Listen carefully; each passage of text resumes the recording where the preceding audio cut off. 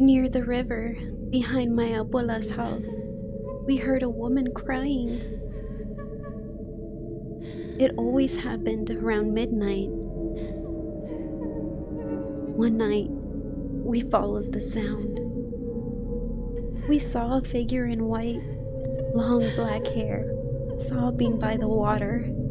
My cousin called out. She turned, her face deathly pale. Then she screamed, with tears streaming down her face.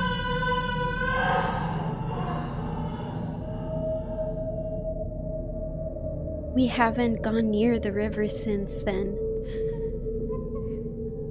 but once in a while, we can still hear her crying.